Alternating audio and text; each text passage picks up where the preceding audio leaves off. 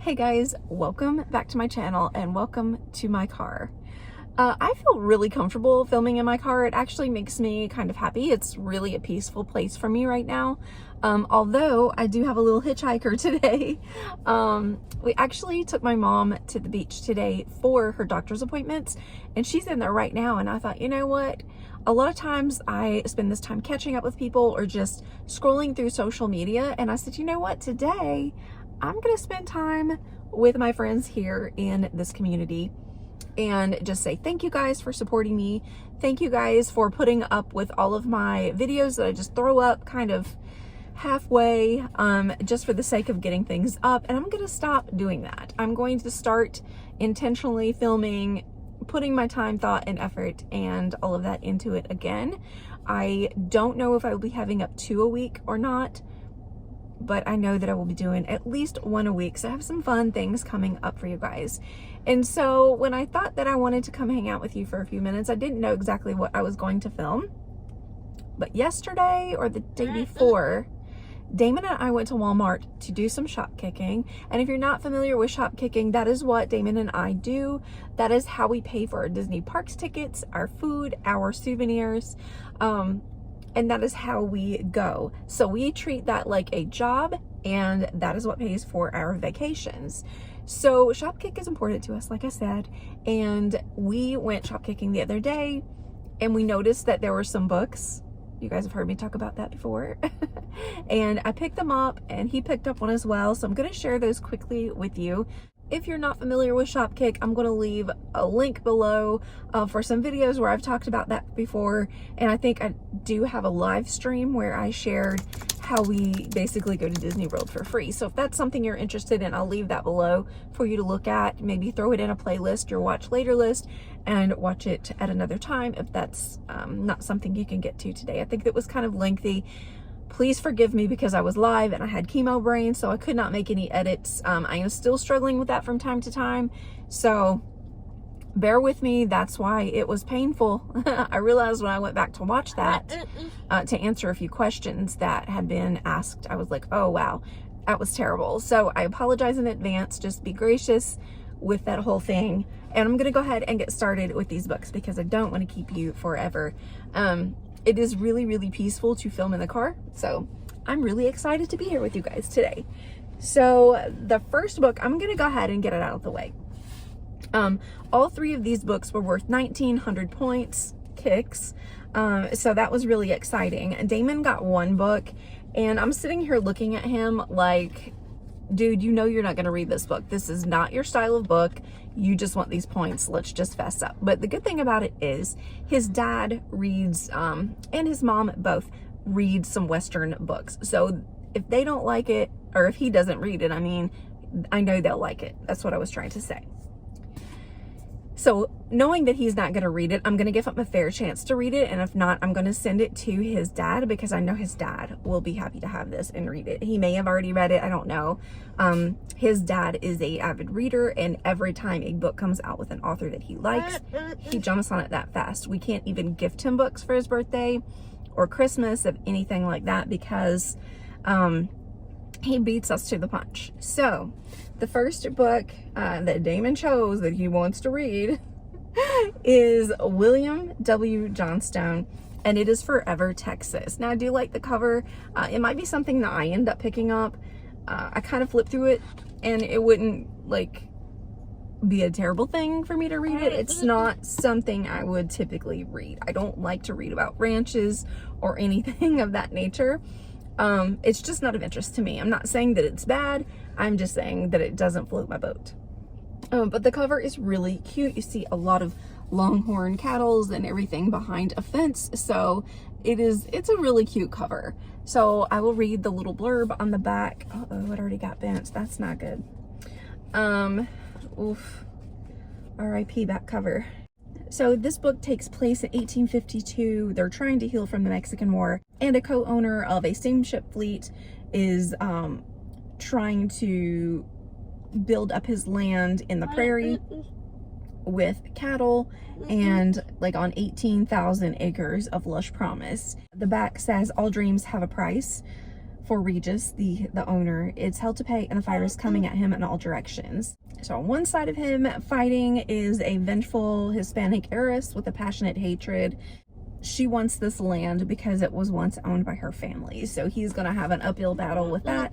Like I said, I don't typically read any of this, and just kind of like reading the blurb, I'm not extremely interested in this. Next two books are for me, and they are authors I have purchased before via Shopkick. And the first one has such a beautiful cover. You guys know that I am drawn by a beautiful cover, and here she is in all of her beauty. Sunday at the Sunflower Inn by Jodie Thomas. And this is a Honey Creek novel, which I have several of the Honey Creek novels right now. I did send some to Damon's mom because I just felt really overwhelmed with all of them that I had, and I hadn't got to read them all yet. So this one I am going to hang on to because I am in love and obsessed with this yellow house on the front and all of these beautiful flowers. So I just love sometimes when there's texture to the book. So sorry. I'll read the blurb on the back for you. It says, Jessica Ann McKenzie has fulfilled her dream of owning the best restaurant for miles around. Serving candlelit dinners to every couple in town on Valentine's Day is a reminder of another dream. One she is about given up on until that very night, Sergeant Tuscan Smith clambers out of the muddy river and onto her land, bringing the promise of something they've both been searching for. When McCoy Mason crashes on Interstate 45, he doesn't just bust up his Mustang, his leg, and his relationship. He also loses his prospects of a job and apartment in Houston. Honey Creek, home to the estranged grandfather, offers temporary respite, a place to recover before moving on again. After all, what permanent use could a town so picture perfect have for a man like this? And at 67, Charles H. Winston III lives by order and routine. One of the most cherished rituals is a regular lunch date with three lovely ladies at Honey Creek Cafe, including the very popular Miss Lily Lambert. But it's not too late to surprise the whole town or himself by seizing a chance for a once-in-a-lifetime adventure. There's no better season than spring, when the warm breeze blowing in the Brazos River brings fresh hope and second chances to those who need them most. I love that this book is from multiple perspectives. I feel like that's going to be so nice, and I really can't wait to read this one. This just feels like a really nice, breezy book. I can't wait to get into these characters and find out more about them. And I'll probably try to read them in order, so this one probably won't be first, but I will have to look them up and see what order they do come in. So if there's any backstory, I don't want to miss it by just jumping on in. So this is a book I'm very much looking forward to reading, and I think this would be so lovely on the coffee table in the spring and summer, just so bright and vibrant, especially for a book stack with this blue and yellow, and you do get a hint of those flowers on the side. So it's absolutely gorgeous. The last book I have to share with you is from Lisa Jackson, and it is The Third Grave. This also has a lot of texture on the cover.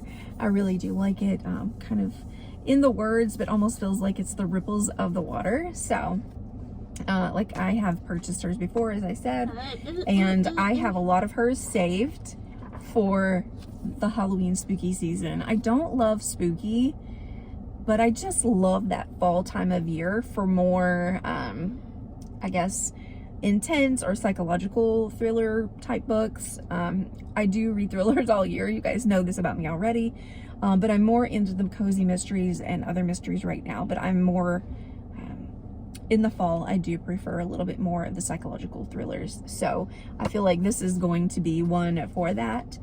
And the back of this one says, the old Beaumont mansion is a rotting shell of its once grand self, especially after a disastrous hurricane sweeps through Georgia. One state away, can't be mad at it. The storm does more than dislodge shutters and shingles. It leads to a grisly find in the cellar. 3 graves, but only 2 skeletons. For Nikki, the discovery is a gift, the perfect subject for her next crime book. Though Reed has made her a promise not to keep involving herself in dangerous police business. But despite the increasing tension between them, Nikki can't stay away from this story. Rumors are widespread that the burial site is the resting place of the Duvall sisters. 3 young girls who went to the movies with their older brother Owen 20 years ago and never returned. Forensics confirmed that the remains belong to Holly and Poppy Duvall, but where is the younger sister, Rose? Owen Duvall was and remains the prime suspect, alibi or no. But as Nikki and Reed, that throws me off because Nikki Reed, the actress, it's throwing me off so bad right now. That's all I can picture. So am I going to see her face the whole time I'm reading this as Nikki? That's going to be so weird. Anyway, but as Nikki and Reed delve deep into the mystery, fractures in the case begin to show. There is more to the sisters' disappearance than anyone has ever guessed. Far from an isolated act, those deaths were just the beginning, and there will be no rest and no relenting until the killer has buried the twisted truth along with his victims. So this is a nice little cold case book, and I'm so excited to dive into it. And it's crazy, like the things that Shopkick will lead you to. Like all of these authors I really had never heard of until Shopkick, honestly. It's really been cool to kind of learn some new authors and give someone else a chance other than the ones that are just constantly in your face. I am excited to read these two books. I don't know how many more I will find on Shopkick in the next coming months. I was trying really hard not to buy books, but when you can find a book that you're really interested in and it is almost 2,000 points and you can think that it's going toward your family's vacation, then I'm gonna grab it. I'll say all of these books were cheaper at Walmart than Target. So I did get a deal. It didn't come much out of my pocket at all. And you know, I've got points and I've got some books. And once I'm done with these, I don't plan on actually collecting them. So I'll probably end up taking these to like a little free library or something, or sell them in a book bundle. And if you guys would be interested in any book bundles for me in the fall, just let me know. If you know, I can bundle some books and sell them. If you're interested, I can do that via Instagram. I guess that would be the easiest way. But yeah, if you guys would be interested in book bundles for me, just let me know. And that is going to do it for this video. I hope you enjoyed it. Let me know if you are a shop kicker, if there's anything that when you see it come up that you get kicks for points that you must get. So I hope you guys have a blessed day, and I'll talk to you next time. Bye.